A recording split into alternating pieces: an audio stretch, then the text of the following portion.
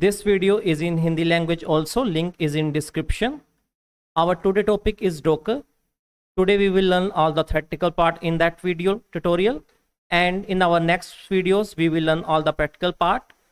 So we will also learn in that video hypervisor and virtualization, because these things are depend upon Docker and we need to learn that also. So what is Docker? In 2013, Solomon Hykes introduced Docker at a conference, and the main use of Docker is to create, ship, and run your application anywhere or any operating system. Why we need Docker? We all know that so many times things happen when we deploy our application on testing environment or on production environment. The same thing which was working fine on your development machine, that same thing not work as exactly on your testing environment or on your production environment, because there may be some dependency issues, some libraries missing, or maybe some software versions issues, or maybe some operating system issues. So Docker resolve all these things. For learning Docker or working on Docker, you need to install Docker desktop software. In Docker desktop software, you can create containers, images, and you can do so many things. You can also work on Linux containers and Windows containers both with that. But on one time you can create Linux containers and one time you can create your Windows container. In Docker desktop, there is option like switch to Windows container and switch to Linux containers. So with that you can do both things, but only at one time. So in containers, you can place your web applications, mobile application in that, and after that, from that containers, you can create your image. The testing environment or the production environment use that image and they can run their application on their environment server. It will work as exactly as it was working on your development environment. You can also use command terminals, or you can use VS Code or PowerShell also for do Docker commands operations. Like I'm using command prompt. Here I will type command Docker images. Docker images will return the images which is in my Docker desktop. Same like that. You can see Docker demo image, Ubuntu, and nginx. And here I will type another command, Docker ps-a. It will gives me all the containers. So you can check the containers here and the containers here. It will give me the same containers. So you can work on command prompts, and you can also create containers from desktop software. But from command prompt there is so many other options also. So I will recommend you can use any command terminal for that. Before going into more deep in Docker, we need to understand two more concepts: virtualization and hypervisor. So what is virtualization? Virtualization is just a technique in which we split our physical resources into logical resources. Here an example, I have an operating system, and on that operating system I have created 3 guest operating system machines. You can call virtual machines, and these virtual machines use all my hardware resources also. This is the concept of virtualization. You can also learn what is storage virtualization. In storage virtualization, for an example, I have 1 TB hard disk, 1 TB hard disk, and 1 TB hard disk. So I have converted this physical resource into logical resources, and by using that I have created 3 TB hard disk. Docker is depend upon two things. First one is virtualization and second one is Hyper-V. So before installing Docker, we need to check in task manager that our virtualization is enabled or disabled. If virtualization is enabled, it means you can install your Docker. If virtualization is disabled, you need to first enable that virtualization in your system BIOS setting. After that you can install your Docker. And second one is Hyper-V. You can enable your Hyper-V in your Docker software also, or you can move to tools and features options. From here you can also enable your Hyper-V. This is an Hyper-V manager software. It is a software which enables your virtualization concept. So Hyper-V is basically two types. First one is type 1 hypervisor and second one is type 2 hypervisor. So in type 1 hypervisor, the hypervisor is installed on your hardware directly. There is no any operating system here. And after that, your VM machines is installed on that hypervisor. There are so many types of hypervisor software in market like KVM, Microsoft Hyper-V, and VMware software also. And there is type 2 hypervisor. In type 2 hypervisor, the host operating system is first installed on your hardware, and on your operating system machine you need to install hypervisor, and on hypervisor machine your guest machines will be installed. So this is Hyper 2 hypervisor. Mostly for learning purpose we are using type 2 hypervisor. In companies, for example big companies, they are using type 1 hypervisor. So now we know the concept of virtualization, but why Docker is the king in the market? Because the Docker images are very lightweighted as compared to virtual server images. Because the virtual server images based on operating system, they have their own operating system, and if you are using Windows 11, then the images size may be 10 to 11 GB. If we compare with the Docker images, for example, here we are using Linux images, the size of that images is 73 MB to 15 MB, and if we are using Windows images, the size may be 1.16 GB.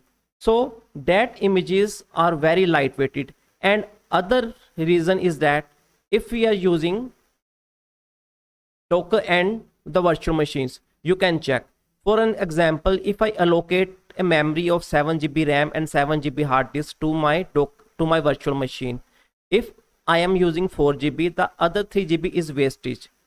And for app to virtual machines, if I need to perform some 10 GB task, 10 GB RAM, which 10 GB RAM task, they need 10 GB RAM, but it's include only 5 GB RAM, and that's why that machine is not able to perform that task. They need unused memory, but in virtualization concept, this concept is not here. That's why we are using Docker. In that, if I am using 7 GB RAM, if I am performing 4 GB RAM task, the other 3 GB RAM is free, and the app to Docker machine can use that. This one is also the important concept, because in Docker we are using our unused resources, but in virtual machines, if we assigned our resources to our virtual machines, we are not able to use that. Now we are on that page from where we left. I believe that now you know virtualization, Hyper-V, and Docker. Virtualization is just an technique which converts your physical resources into logical resources. Hyper-V is an software which we use for virtualization concept, and Docker is an tool which we use for create, ship, and run your application anywhere, any operating system.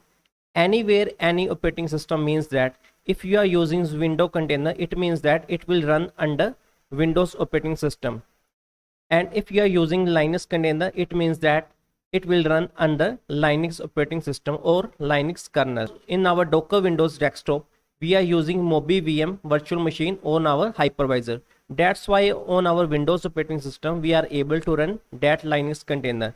If we are using Linux, we are not able to run that Windows container on that Linux machine, because it needs Windows NT kernel to run that. Now in Docker, we have so many components. We have Docker client, Docker daemon, Docker containers, Docker images, Docker registry, volumes, and so many other things. We will learn one by one all these things. So first we learn what is Docker client. Well, Docker is based on client server architecture. With the help of Docker client, we can pass these commands to Docker host. In Docker host, there is Docker daemon. Docker daemon process that commands and do operations according to that. I have also wrote so many theories. You can learn if you understand my writing. No bad comments, please. And after that, there is Docker daemon. So Docker daemon is the brain behind all the operation. It used and manage Docker images, containers, network, storage volumes, and so many things, and it always listen whatever the commands from Docker client. And after that, what is Docker Hub? So Docker Hub just and registry. You can see that Docker Hub just and registry like an GitHub. It includes all the images, and the Docker Hub is divided into two parts, same like GitHub, private and public. Those images are public, we can access that. Those images which are private, we are not able to access that. Only specific user will access that. And that is Docker Hub. You can access this from Docker desktop software also. In desktop software, you can go to images, hubs, and here you can type your Ubuntu command, and from that you can get that image. Next we have Docker images. Docker images are the read-only binary files.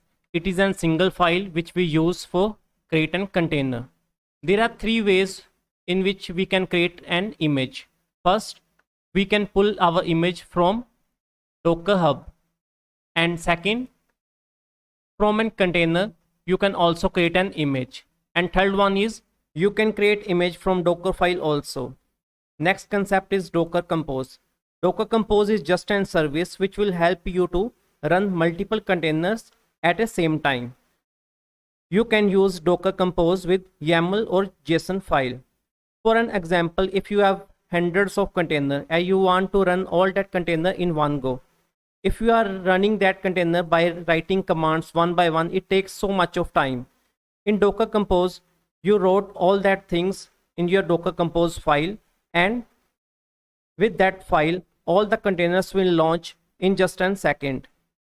In that you can use Docker up, down, and scale commands also. Next concept is Docker Volume. Docker Volume is just like your normal folder.